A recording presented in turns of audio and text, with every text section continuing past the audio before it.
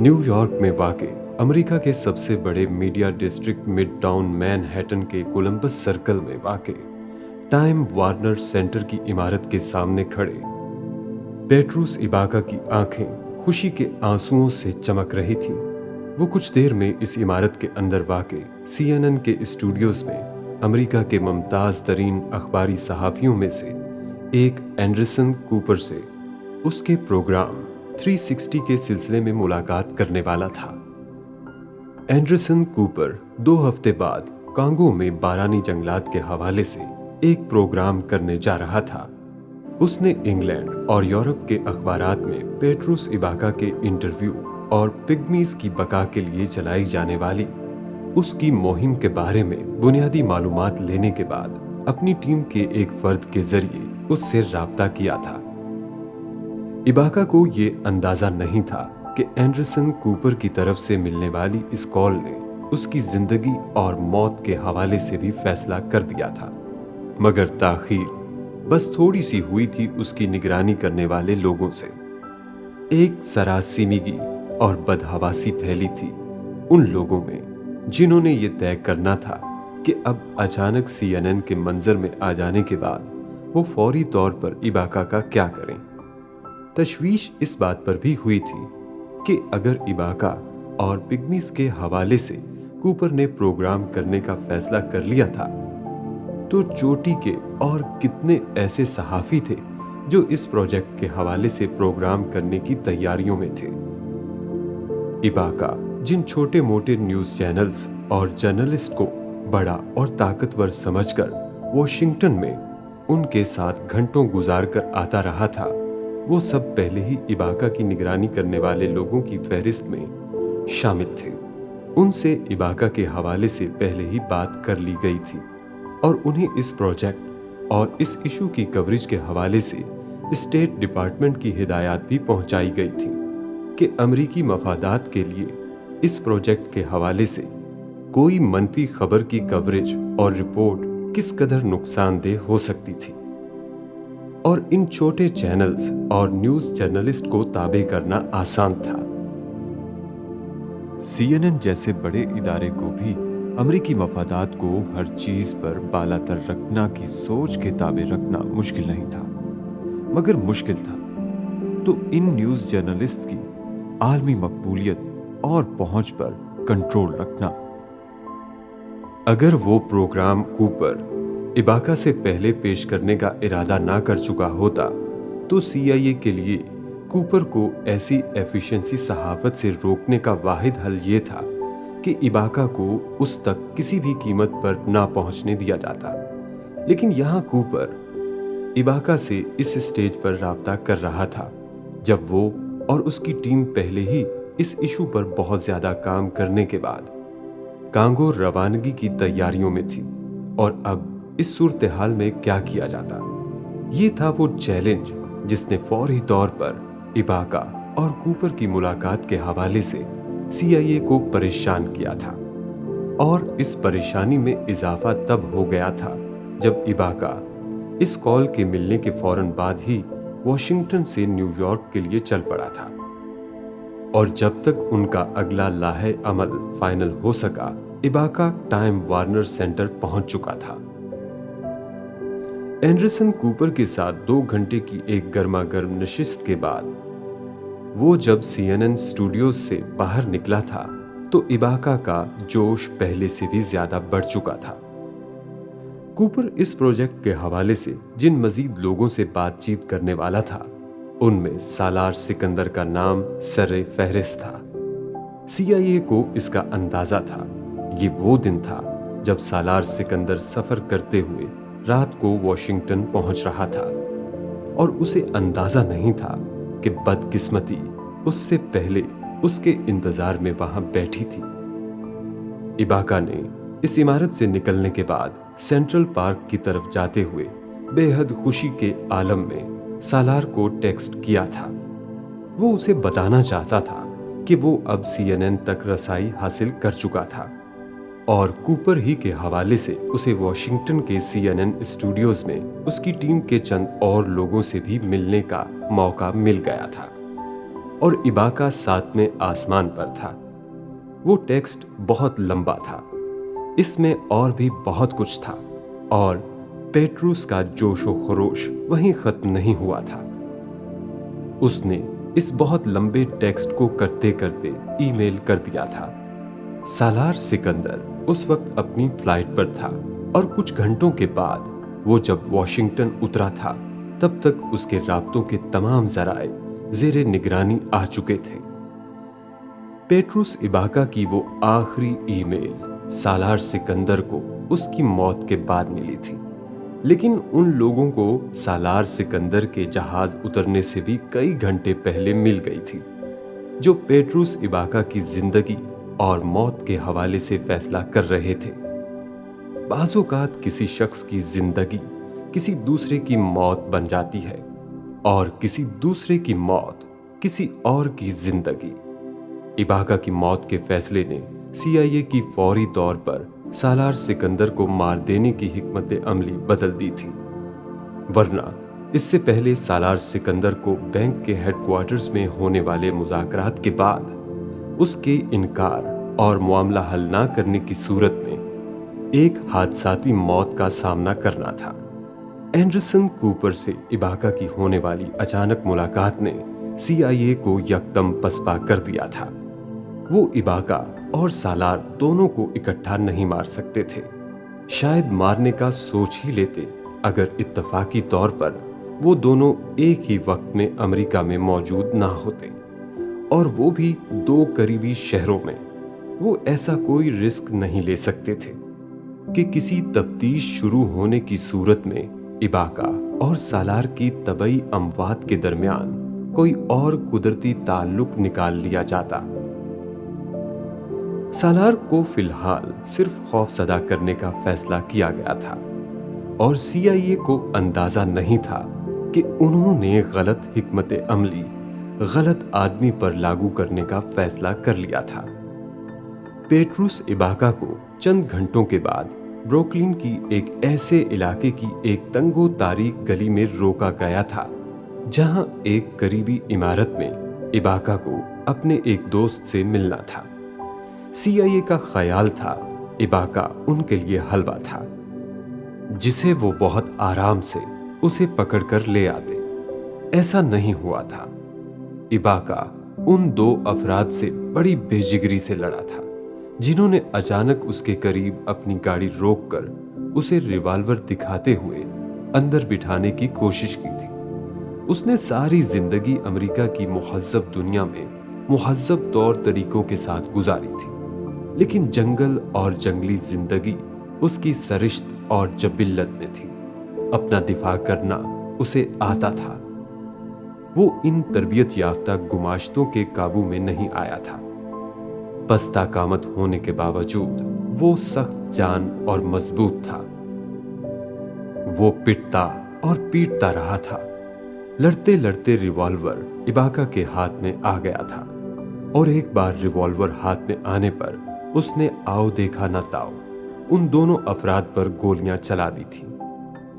गोली एक को लगी थी, लेकिन दूसरा खुद पर होने वाले फायर से बहुत पहले अपना रिवॉल्वर निकालकर इबाका पर 2 फायर कर चुका था, जो उसके सीने में लगे थे। यके बाद दीगरे होने वाले इन 3 फायर्स ने उस सड़क पर चलते राहगीर को वहां से भागने पर मजबूर कर दिया था, और इन्हीं में से किसी ने पुलिस को भी फोन किया था।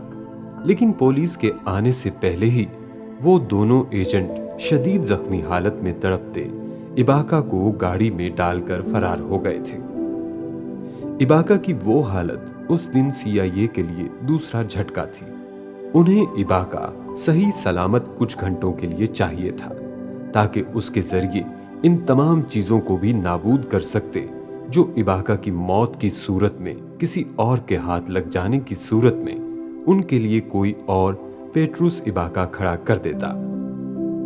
CIA के लिए फिलहाल सबसे बड़ा चैलेंज ये था कि वो इबाका के दस्तखत कैसे हासिल करते जिनकी उन्हें फौरी जरूरत थी, ताकि वो उसके वो लॉकर्स खुलवा सकते जहां उसकी असल दस्तावेजात थी।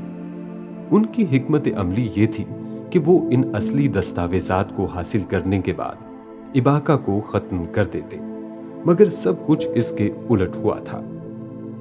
پلان اے اور پلان بی ناکام ہو چکا تھا۔ اب CIA کو پلان سی سے کام لینا تھا، لیکن انہیں یہ اندازہ نہیں تھا کہ اباقہ کے پاس ایک پلان ڈی تھا جس کا انہیں کبھی پتہ نہیں چل سکا۔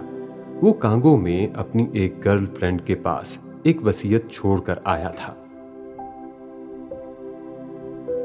سالار جس رات واشنگٹن کے لیے روانہ ہوا تھا، اس کے اگلے دن امامہ کی گائناکولوجسٹ نے اسے فون کیا تھا۔ امامہ کے معائنے کی تاریخ 3 دن بعد کی تھی۔ اس کی امریکن ڈاکٹر نے اسے اسی دن ایمرجنسی میں آنے کے لیے کہا، کیونکہ اسے کسی میڈیکل کیمپ میں شرکت کے لیے اگلے 1 ہفتہ کے لیے گھانا میں رہنا تھا۔ اس کی سیکریٹری نے امامہ سے کہا تھا کہ وہ اپنی تمام اپوائنٹمنٹس ری شیڈول کر رہی ہے، اور اس نے امامہ کو آج کے دن کا کہا تھا۔ امامہ نے کسی غور و خوض کے بغیر جانے کی حامی بھر لی تھی۔ وہ اسے ایک معمول کی بات سمجھ رہی تھی، اور اس میں اس کا کوئی قصور نہیں تھا۔ اگر سالار سکندر CIA کے ہاتھوں بے بس ہو رہا تھا تو امامہ تو کوئی شے ہی نہیں تھی۔ وہ ہمیشہ کی طرح جبریل اور عنایہ کے ساتھ میڈی کو بھی اسپتال لے کر گئی تھی۔ وہ کنشاسا کے بہترین اسپتالوں میں سے ایک تھا، کیونکہ وہاں پر زیادہ تر غیر ملکی ملٹی نیشنل کمپنیز اور سفارتکاروں کا علاج ہوتا تھا۔ سالار اس وقت اپنی فلائٹ پر تھا، اور امامہ کا خیال تھا وہ جب تک واشنگٹن پہنچتا وہ اس سے بہت پہلے واپس گھر آ جاتی، لیکن وہ واپس گھر نہیں آ سکی تھی۔ اس کی ڈاکٹر نے اس کا الٹرا ساؤنڈ کرنے کے بعد کچھ تشویش کے عالم میں اس سے کہا تھا کہ اسے بچے کی حرکت اب نارمل محسوس ہو رہی ہے۔ اس نے اسے بتایا تھا کہ اسے کچھ اور ٹیسٹ کروانے ہوں گے، اور ساتھ اسے کچھ انجیکشن بھی لینا ہوں گے۔ ڈاکٹر نے اسے فوری طور پر ہاسپٹل میں کچھ گھنٹوں کے لیے یہ کہہ کر ایڈمٹ کیا تھا کہ انہیں اس کو زیر نگرانی رکھنا تھا۔ اسے ایک کمرے میں شفٹ کیا گیا تھا، اور جو انجیکشن امامہ کو دیے گئے تھے وہ درد بڑھانے والے انجیکشن تھے۔ امامہ کو گھر سے غائب اور سالار اور اپنی کسی اور فیملی ممبر سے رابطہ منقطع رکھنے کے لیے CIA کے پاس اس سے بہترین حل نہیں تھا کہ اس کے بچے کی قبل از وقت پیدائش عمل میں لائی جائے۔ امامہ انجیکشن لگوانے سے پہلے ہاسپٹل کے کمرے میں ہی ہیڈی، جبریل اور عنایہ کو لے آئی تھی۔ اس وقت بھی اس کا یہی خیال تھا کہ چند گھنٹوں میں وہ واپس گھر چلی جائے گی، لیکن اسے پہلی بار تشویش تب ہوئی تھی جب اسے درد ذہ ہونا شروع ہو گیا تھا، اور ڈاکٹر نے اس کی تصدیق بھی کر دی تھی کہ انجیکشن کے ری ایکشن میں شاید انہیں بچے کی زندگی بچانے کے لیے فوری طور پر دنیا میں لانا پڑے گا۔ وہ پہلا موقع تھا جب امامہ بری طرح پریشان ہوئی تھی۔ وہاں کنشاسا میں گھر کے چند ملازموں کے علاوہ ان کا کوئی ایسا حلقہ احباب نہیں تھا جنہیں وہ ایسے کسی بحران میں مدد کے لیے پکارتے یا جن پر بھروسہ کرتے۔ ان کا جتنا میل ملاپ تھا وہ سرکاری اور غیر ملکی تھا۔ فوری طور پر امامہ کی سمجھ میں یہ بھی نہیں آیا تھا کہ وہ بچوں کو کہاں بھیجے۔ اس کی ڈاکٹر نے اسے مدد کی پیشکش کی تھی کہ وہ بچوں کو اپنے گھر رکھ سکتی ہے، لیکن امامہ کے لیے تو یہ ناممکن تھا۔ وہ اپنی اولاد کے بارے میں جنون کی حد تک محتاط تھی، اور خاص طور پر جبریل کے حوالے سے یہ غیر فطری نہیں تھا۔ اس نے ایک بھرے پرے خاندان سے نکل کر 10 سال کی قید تنہائی کاٹی تھی، اور پھر امید اور نا امیدی کے درمیان لٹکتے ہوئے اس نے ان خونی رشتوں کو پایا تھا۔ وہ اس کی کل کائنات تھے، اور اسے اس وقت ملے تھے جب وسیم کی موت کے بعد وہ مایوسی کے سب سے بدترین دور سے گزر رہی تھی۔ جبریل اس کی زندگی میں اس وقت بہار کی طرح آیا تھا۔ اس کے وجود کے اندر پلتے ہوئے بھی اس نے ماں کو کسی مسیحا کی طرح سنبھالا تھا۔ جبریل عام بچوں جیسی عادات نہیں رکھتا تھا۔ ذہانت اسے باپ سے ورثے میں ملی تھی، لیکن برداشت اس نے کہاں سے لی تھی یہ امامہ نہیں جان پائی تھی۔ اس کے دونوں بچے ہی ضدی اور شرارتی نہیں تھے، لیکن جبریل میں ایک عجیب سی سنجیدگی اور سمجھداری تھی جو اس کے معصوم چہرے پر بلا کی سجتی تھی۔ اسپتال میں امامہ اور ڈاکٹر کے درمیان ہونے والی تمام گفتگو بھی اس کے سامنے ہی ہوتی رہی تھی، اور وہ چپ چاپ بیٹھا سن اور دیکھ رہا تھا۔ امامہ نے ہیڈی کو اپنے بچوں کی ذمہ داری سونپنے سے پہلے جبریل کو عنایہ کی ذمہ داری سونپی تھی۔ اسے بہن کا خیال رکھنے کا کہا تھا اور کبھی بھی اسے اکیلا نہ چھوڑنے کا کہا تھا۔ جبریل نے ہمیشہ کی طرح سر ہلایا تھا۔ فرما برداری سے یہ ذمہ داری اسے پہلی بار نہیں سونپی گئی تھی، ہمیشہ سونپی جاتی تھی۔ لان میں اکیلے کھیلتے ہوئے، کسی شاپنگ مال میں شاپنگ کے دوران، پریم میں بیٹھے، گاڑی میں اکیلے بیٹھے، جب سالار کبھی کسی سروس اسٹیشن یا کسی اور جگہ اکیلا انہیں لے کر جاتا اور کچھ منٹوں کے لیے اتر کر کچھ لینے جاتا، جبریل خود بخود کمانڈ سنبھالنے کے لیے تیار ہو جاتا تھا اور عنایہ بھائی کی فرما برداری کرتی رہتی تھی۔ ایک بار جبریل کو ایک ذمہ داری سونپی گئی تھی، ایک بار پھر اس نے ہمیشہ کی طرح ماں کو تسلی دی تھی۔ آپ نیا بیبی لے آئیں، میں اس بیبی کا خیال رکھوں گا۔ 4 سالہ جبریل نے انگلش میں ماں کو تسلی دی تھی، اور اس کی تسلی امامہ کے ہونٹوں پر اس تکلیف میں بھی مسکراہٹ لے آئی تھی۔ آپریشن تھیٹر میں جانے سے پہلے اس نے ان دونوں کو گلے لگا کر چوما تھا، اور پھر ہیڈی کو ان کا خیال رکھنے کا کہہ کر اور سالار کو اطلاع دینے کا کہتے ہوئے اپنا فون اور بیگ تھما گئی تھی۔ اور جب وہ ہوش میں آئی تھی تو اس کمرے میں وہ اکیلی تھی۔ وہاں نہ ہیڈی تھی، نہ جبریل، نہ عنایہ، نہ ہی ہومین۔ یوٹیوب پر کسی نے ایک ویڈیو اپلوڈ کی تھی جس میں ایک سیاہ فام بروکلین کے ایک نسبتاً پسماندہ حصے میں ایک پاس سے گزرنے والی گاڑی سے یکدم نکلنے والے 2 سفید فام لوگوں سے لڑتا نظر آیا تھا۔ ان سفید فاموں کے ہاتھوں میں موجود ریوالور سے بچنے کی کوشش کرتا، انہیں چھینتا اور ان پر فائر کرنے کے بعد ان میں سے ایک کے ہاتھوں گولی کھا کر گرتا نظر آیا تھا۔ پھر ان دونوں افراد کا اسے بے رحمی سے گھسیٹ کر گاڑی میں تقریباً پھینکنے والے انداز میں گرایا جانا بھی اس ویڈیو میں تھا۔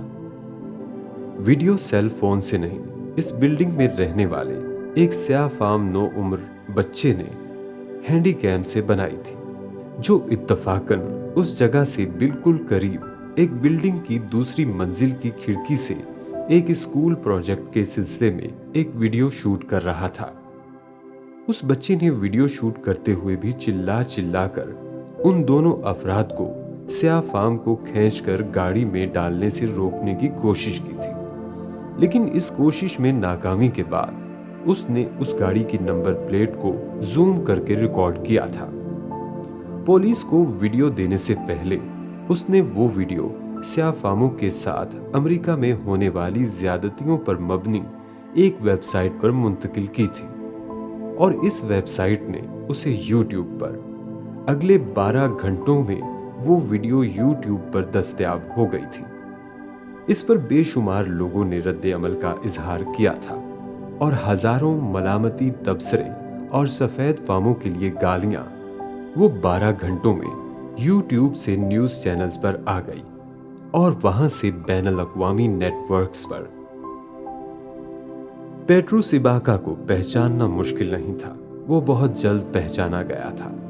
پولیس اس جگہ سے قریبی اسپتال میں بھی پہنچ گئی تھی، جہاں وہ ایجنٹس ایباکا کی زندگی بچانے کے لیے فوری طبی امداد دلانے گئے تھے، اور ہاسپٹل کی انتظامیہ کو یہ بھی پتا تھا کہ وہ ایک اسپیشل مریض تھا جسے CIA کے 2 ایجنٹس لے کر آئے تھے، اور اس کی حالت کچھ بہتر ہونے پر سرجری کے فوراً بعد وہاں سے لے گئے تھے۔ NYPD نے CIA سے رابطہ کیا تھا اور انہیں یہ بھی پتا چل گیا تھا کہ ایباکا کو فوری طور پر واشنگٹن منتقل کر دیا گیا تھا اور وہ وہاں مر چکا تھا۔ CIA اب سر پیٹ رہی تھی کہ وہ میڈیا پر پیٹروس ایباکا کے ایک حادثے میں زخمی ہو کر ہاسپٹل جانے والی خبر کو کیسے درست ثابت کرتی۔ پیٹروس ایباکا کے ایکسیڈنٹ میں شدید زخمی ہونے کی خبر میڈیا پر چلانا ان کی ایسی حکمت عملی تھی جو اب ان کے گلے کی ہڈی بن گئی تھی۔ طوفان یوٹیوب پر کیا مچا تھا؟ طوفان تو وہ تھا جو CIA ہیڈ کوارٹرز میں آیا تھا۔ ایک آسان ترین سمجھا جانے والا آپریشن CIA کے منہ پر ذلت اور بدنامی تھوپنے والا تھا۔ ساتھ امریکن گورنمنٹ اور ورلڈ بینک بھی پھنسنے والے تھے، اور فی الحال CNN کو اس مصیبت سے نجات تو ایک طرف، اس پر قابو پانے کا بھی کوئی طریقہ سمجھ میں نہیں آ رہا تھا۔ کبھی کبھی انسان کو اس کی بے وقوفی نہیں، اس کی ضرورت سے زیادہ چالاکی لے ڈوبتی ہے۔ CIA کے ساتھ بھی یہی ہوا تھا۔ ایک تیر سے دو شکار کرتے کرتے وہ اپنی کمان ہی توڑوا بیٹھے تھے۔ انہوں نے پیٹروس کو نیو یارک کے اس ہاسپٹل میں چھوڑ دیا ہوتا تو ان کی بچت ہو جاتی۔ وہ اسے کسی حادثے کا زخمی دکھا کر اس سے جان چھڑانا چاہتے تھے، اور یہ کام وہ واشنگٹن میں کرنا چاہتے تھے جہاں سالار سکندر تھا۔ اور اس دن واشنگٹن میں صرف ایک حادثہ ہوا تھا جس کا ایک زخمی پیٹروس ایباکا کو ظاہر کر کے دونوں کا تبادلہ کیا گیا تھا۔ ہاسپٹل کی انتظامیہ کو ایباکا کے حوالے سے معلومات تھیں، بالکل نیو یارک کے اس ہاسپٹل کی طرح جہاں ایباکا کو پہلی بار لے جایا گیا تھا۔ اس کی حالت مسلسل بگڑ رہی تھی، اور CIA سرجری کے بعد ہاسپٹل سے اسے اپنے ٹھکانے پر لے جا کر بھی اس سے کوئی کام کی بات نہیں پوچھ سکی تھی۔ تو اب انہیں اس سے وہ آخری کام لینا تھا جس کے لیے اسے واشنگٹن پہنچایا گیا تھا، اور جس کے لیے نیوز چینلز پر بار بار اس حادثے کے زخمیوں اور مرنے والوں کے نہ صرف نام چلائے گئے تھے بلکہ ان کی پاسپورٹ سائز کی تصویریں بھی۔ CIA کو یقین تھا نیوز چینلز پر چلنے والی یہ خبر سالار سکندر کے علم میں ضرور آئے گی، اور انہیں یہ بھی یقین تھا کہ جس طرح کی قربت ان دونوں کی حالیہ کچھ عرصے میں رہتی تھی وہ متقاضی تھی کہ سالار اس سے ملنے ضرور جاتا۔ اندازے درست ثابت ہوئے تھے۔ وہ خبر سالار نے دیکھ بھی لی تھی اور وہ فوری طور پر اس سے ملنے بھی چلا گیا تھا۔ اگر کسی طرح وہ خبر اس کے علم میں نہ آتی یا وہ اس سے ملنے نہ جاتا، تب CIA والے ہاسپٹل کے ذریعے اس سے رابطہ کرتے اور کہتے کہ پیٹروس ایباکا کی آخری خواہش ہے کہ وہ سالار سکندر سے ملنا چاہتا ہے۔ لیکن انہیں پلان B کی ضرورت نہیں پڑی تھی۔ سالار ایباکا کو دیکھنے چلا گیا تھا، اور ہاسپٹل میں آنے جانے میں اسے تقریباً 2 گھنٹے لگے تھے، اور CIA کو اتنا ہی وقت چاہیے تھا۔ اس کے کمرے سے لیپ ٹاپ سمیت ہر اس چیز کا صفایا کرنے کے لیے جسے وہ کام کی سمجھتے تھے۔ سالار کو کسی اور کام کے لیے کمرے سے اتنی دیر تک باہر رکھنا ان کے لیے مشکل تھا کہ وہ اپنا لیپ ٹاپ تو ساتھ رکھتا تھا، لیکن ہاسپٹل جاتے ہوئے انہیں توقع تھی وہ سب کچھ وہیں چھوڑ کر جائے گا۔ سب کچھ ویسے ہی ہوا تھا جیسے ان کا پلان تھا، لیکن نتیجہ وہ نہیں نکلا تھا جس کی انہیں توقع تھی۔ وہ ویڈیو انہیں لے ڈوبی تھی۔ کوئی بھی اس ویڈیو میں نظر آنے والے چہرے کے نقوش کو بھول نہیں سکتا تھا، وہ اتنے واضح تھے۔ اور اس ویڈیو میں دوسری سب سے نمایاں چیز وہ وقت اور تاریخ تھی جو اسکرین پر نیچے آ رہی تھی۔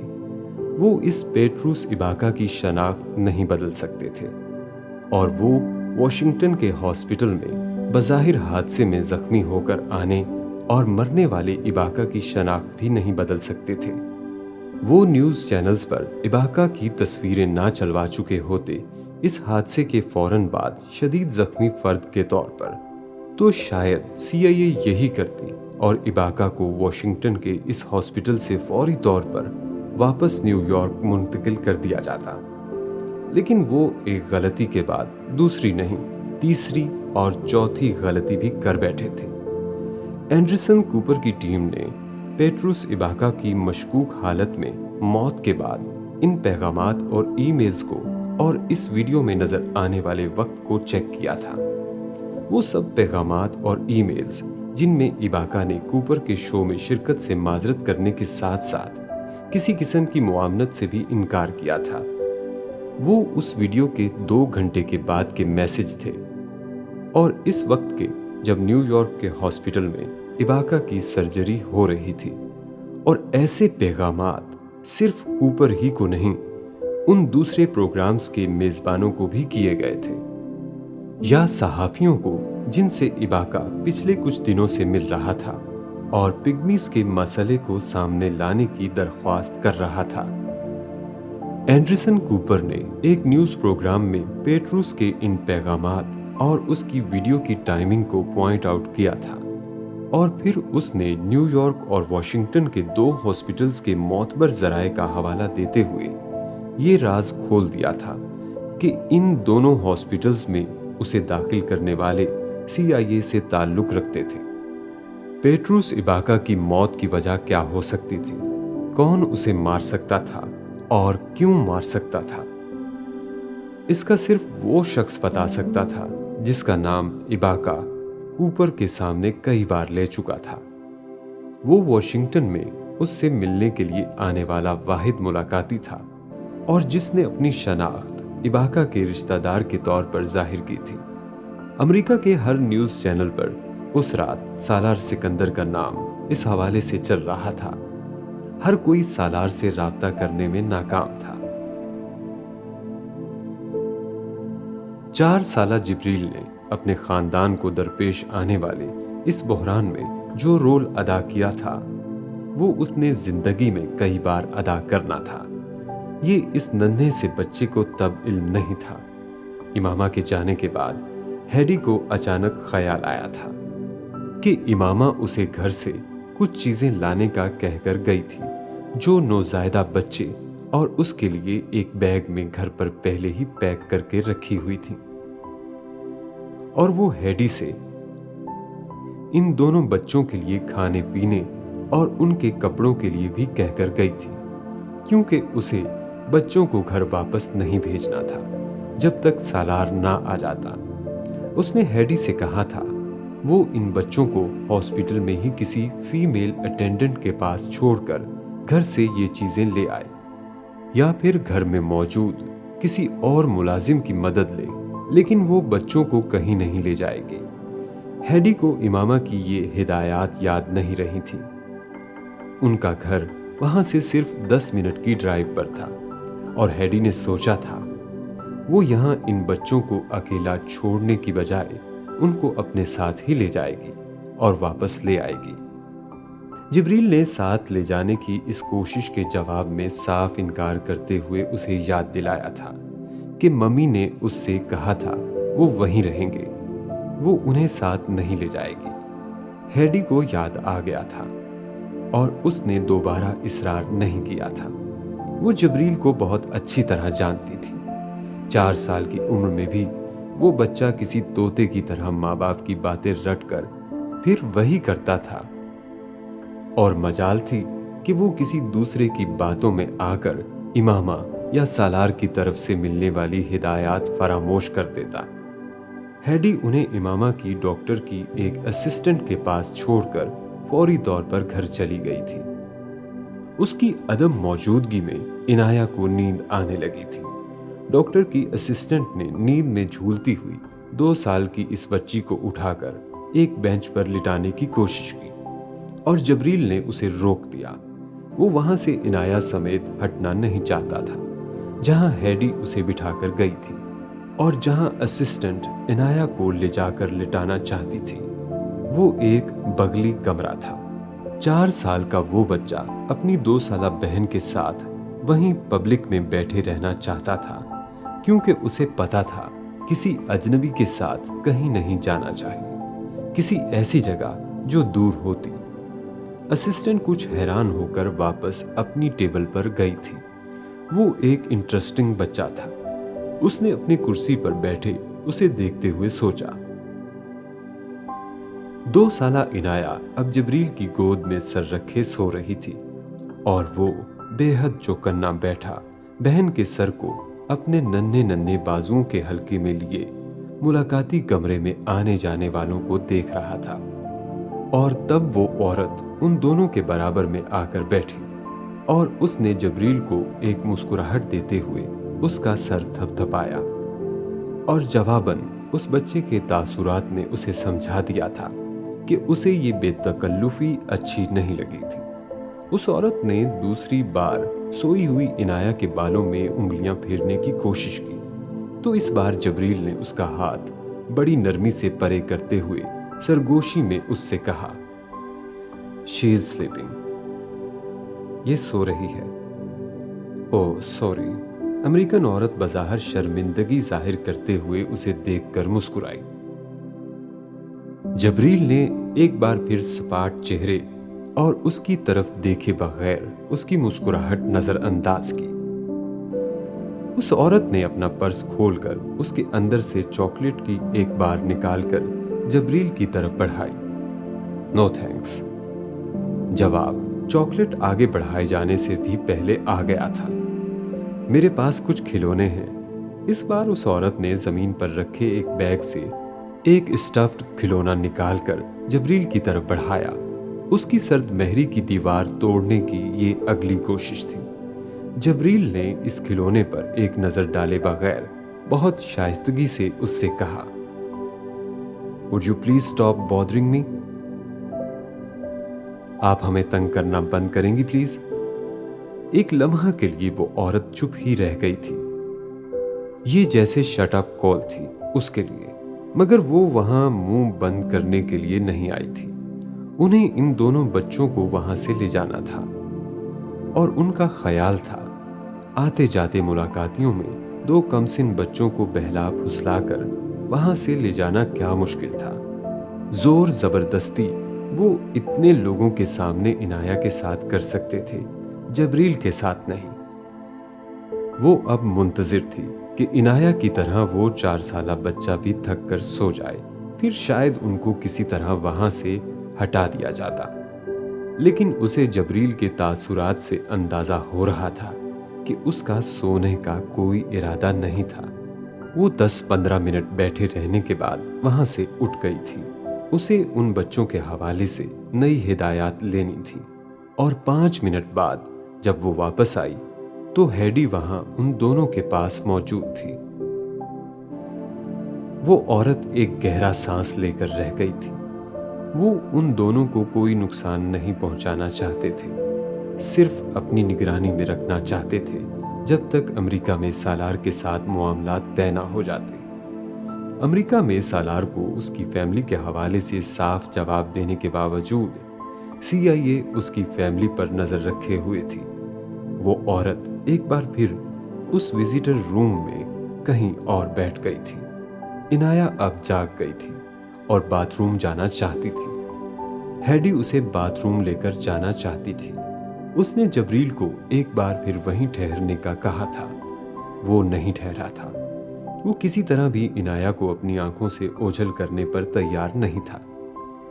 हैडी को उसे भी बाथरूम ले जाना पड़ा था। वो औरत भी उठकर उनके पीछे बाथरूम आई थी और जबरील ने उस औरत को एक बार फिर नोटिस किया था। Why are you stalking us? तुम हमारे पीछे क्यों पड़ी हुई हो? वॉश बेसन में हाथ धोने में मसरूफ वो औरत करीबी बेसन में हाथ धोती हैडी के साथ खड़े उस बच्चे का जुमला सुनकर जैसे एड़ियों पर घूमी थी। ना भी घूमती तो भी उसे अंदाजा था वो बच्चा उसे ही मुखातिब कर रहा था। हैडी ने उस औरत को देखा और माजरत ख्वाहाना अंदाज से मुस्कुराई, यूं जैसे वो जबरील के इस तबसरे से मुत्तफिक नहीं थी। लेकिन जबरील इसी नाखुशगवार अंदाज में उस औरत को देख रहा था। 45 साल की इस औरत ने मुस्कुराते हुए उस 4 साल के बच्चे को सराहा था। वो पहली बार एक 4 साल के बच्चे के हाथों पसपा हुई थी। اور وہ اسے سراہے بغیر نہیں رہ سکتی تھی۔ وہ جن بھی ماں باپ کی اولاد تھا، کمال تربیت ہوئی تھی اس کی۔ ہیڈی ان دونوں کو لے کر وہاں سے چلی گئی تھی، لیکن وہ عورت نہیں گئی تھی۔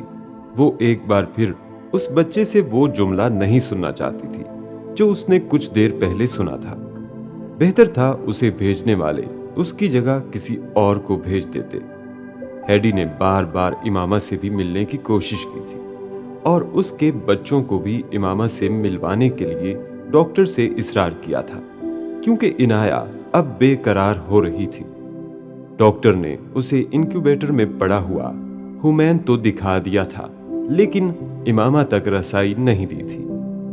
اس نے ایک بار پھر اسے دونوں بچوں کو اس کی تحویل میں دینے کا کہا تھا، اور ہمیشہ کی طرح جبریل اڑ گیا تھا۔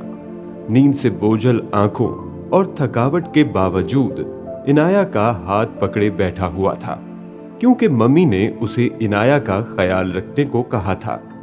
اس نے انکیوبیٹر میں وہ بیبی بوائے بھی دیکھ لیا تھا جسے ممی لینے گئی تھی، لیکن ممی کہاں تھی؟ یہ سوال اب صرف اسے ہی نہیں، ہیڈی کو بھی پریشان کر رہا تھا۔ وہ اب کنشاسا میں سالار کے آفس کے ذریعے اس سے رابطہ کرنے میں مصروف تھی، لیکن سالار غائب تھا اور کانگو میں ورلڈ بینک پر قیامت ٹوٹنے والی تھی۔ صرف ورلڈ بینک پر نہیں، ان مغربی اقوام کے نمائندوں پر بھی جو کانگو میں استعماریت کے ستون بنے بیٹھے تھے۔ پیٹرو سباکا اپنی موت کے 24 گھنٹوں میں ہی صرف کانگو کے پگمیز کا نہیں، پورے افریقہ کا ہیرو بن گیا تھا۔ اس خطے نے آج تک صرف بکنے والے حکمران دیکھے تھے جو اربوں ڈالرز کے کمیشن لے کر اپنے ملک کی ہر چیز بیچنے کے لیے ہر وقت تیار بیٹھے تھے۔ اس خطے نے ہیرو پہلی بار دیکھا تھا، جان دینے والا ہیرو۔ پیٹروس ایباکا ساری زندگی پرامن طریقوں سے جدوجہد کرتا اور اس کا درس دیتا رہا تھا، لیکن اپنی موت کے بعد اس کی جو وصیت منظر عام پر آئی تھی، اس میں اس نے پہلی بار اپنی غیر متوقع اور غیر فطری موت کی صورت میں اپنے لوگوں کو لڑنے کے لیے اکسایا تھا۔ اس جنگل کو بچانے کے لیے انہیں سفید فاموں کو مار بھگانا تھا، چاہے اس کے لیے کچھ بھی کرنا پڑے۔ اپنی اسی وصیت میں اس نے ورلڈ بینک، امریکہ اور ان دوسری عالمی طاقتوں کو شدید تنقید کا نشانہ بناتے ہوئے انہیں ان سب کے خلاف جہاد کرنے کے لیے کہا تھا۔ وہ مسلمان نہیں تھا، لیکن مذاہب کا تقابلی جائزہ لیتا رہا تھا، اور اسے اپنے لوگوں کے ساتھ ہونے والی ناانصافی اور ظلم کے خلاف بغاوت کے لیے جہاد سے زیادہ موزوں لفظ نہیں ملا تھا۔ اس نے صرف پگمیز کو مخاطب کیا تھا، صرف انہیں جنگلوں سے نکل کر شہروں میں آ کر لڑنے کے لیے کہا تھا۔ ورلڈ بینک اور ان آرگنائزیشنز کے ہر دفتر پر حملہ کر کے وہاں کام کرنے والوں کو مار بھگانے کا کہا تھا، لیکن اس رات وہ صرف پگمیز نہیں تھے جو ایباکا کی کال پر ورلڈ بینک کے ساتھ ساتھ غیر ملکی آرگنائزیشنز پر چڑھ دوڑے تھے۔ وہ کانگو کے استعماریت کے ہاتھوں سالوں سے استحصال کا شکار ہوتے ہوئے عوام تھے جو باہر نکل آئے تھے۔ کنشاسا میں اس رات کنشاسا کی تاریخ کے وہ سب سے بڑے فسادات ہوئے تھے جن میں کوئی سیاہ فام نہیں، صرف سفید فام مارے گئے تھے۔ ورلڈ بینک کے دفتروں پر حملہ کر کے انہیں لوٹنے کے بعد آگ لگا دی گئی تھی، اور یہ سلسلہ صرف وہیں تک نہیں رکا تھا۔ ورلڈ بینک کے حکام کی رہائش گاہوں پر بھی حملے، لوٹ مار اور قتل و غارت ہوئی تھی، اور ان میں سالار سکندر کا گھر بھی تھا۔ وہ سالار سکندر کا گھر نہیں تھا جسے آگ لگائی گئی تھی، وہ ورلڈ بینک کے سربراہ کا گھر تھا جسے ہجوم نے اس رات تباہ کیا تھا۔ کانگو میں اس رات 150 کے قریب امریکیوں اور یورپ کے لوگوں کو مارا گیا تھا، اور ان میں اکثریت ورلڈ بینک اور دوسری عالمی تنظیموں میں کام کرنے والے افراد اور ان کے خاندان کے افراد کی تھی۔ ورلڈ بینک کے 40 افراد ان فسادات میں مرے تھے، اور یہ 40 لوگ نچلے عہدوں پر کام کرنے والے لوگ نہیں تھے، وہ ورلڈ بینک کی سینئر اور جونیئر مینجمنٹ تھی۔ اپنی اپنی فیلڈ کے ماہر نامور لوگ جو کئی سالوں سے اس بینک اور اس کے مختلف آپریشنز اور پروجیکٹ سے منسلک تھے، اور جو کانگو میں اس ادارے کے ستونوں کے طور پر کانگو کے طول و عرض میں پھیلے ہوئے تھے۔ ورلڈ بینک کی تاریخ میں پہلی بار ورلڈ بینک کے خلاف فسادات اور اس کے عملے کا قتل عام کیا گیا تھا۔ اس سے پہلے دنیا میں ورلڈ بینک کے افسران کو صرف انڈے ٹماٹر مار کر یا ان کے چہروں اور کپڑوں پر سرخ رنگ پھینک کر احتجاج کیا جاتا رہا تھا، اور وہ احتجاج کسی اثر اور تبدیلی کے بغیر ختم ہو جاتا تھا۔ وہ مہذب دنیا میں رہنے والوں کا احتجاج تھا، یہ اس غیر مہذب دنیا میں رہنے والوں کا احتجاج تھا جنہیں مہذب دنیا انسانوں سے کمتر سمجھ کر رکھتی تھی۔ اسٹیٹ ڈپارٹمنٹ، ورلڈ بینک اور CIA ہیڈ کوارٹرز میں آپریشن روم کی دیواروں پر لگی اسکرینوں پر 3 اداروں کے سینئر حکام صرف دم سادے بے بسی کے ساتھ کانگو کے مختلف علاقوں میں ہونے والے ان فسادات کے مناظر کو دیکھ رہے تھے۔ ان کو بچانے کی کوشش ہو رہی تھی، لیکن فوری طور پر کوئی بھی کانگو کے ان فسادات میں عملی طور پر نہیں کود سکتا تھا۔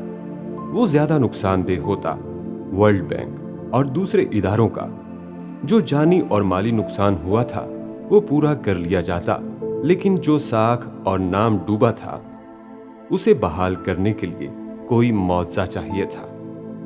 ان فسادات کے آغاز سے بالکل پہلے اینڈرسن کوپر نے پیٹروس ایباکا کے ساتھ ہونے والے اس آف کیمرہ سیشن کو اپنے پروگرام میں چلا دیا تھا۔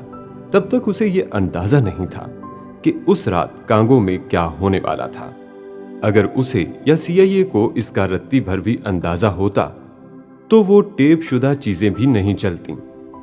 اس آف کیمرہ سیشن میں پیٹروس ایباکا نے امریکہ اور ورلڈ بینک پر شدید تنقید کرتے ہوئے انہیں گدھ اور ڈاکو قرار دیا تھا جو کانگو کو نوچ نوچ کر کھا رہے تھے، اور کوئی ان کا ہاتھ روک نہیں پا رہا تھا۔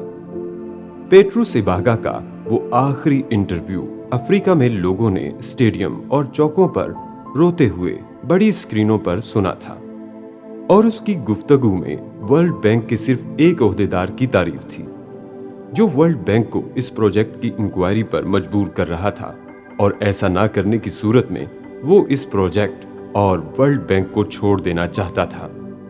پیٹروس ایباکا نے اس انٹرویو میں پہلی بار اپنی زندگی کو لاحق خطرات کی بھی بات کی تھی، اور یہ بھی کہا تھا کہ وہ طاقتیں جو اسے مار ڈالنا چاہتی ہیں وہ سالار سکندر کو بھی مار ڈالیں گی۔ سالار سکندر کا نام پیٹروس ایباکا کے بعد ایک رات میں افریقہ میں زبان زدِ عام ہو گیا تھا۔ امریکہ میں ویسی شہرت اور ویسا تعارف پہلی بار کسی غیر ملکی کو نصیب ہوا تھا۔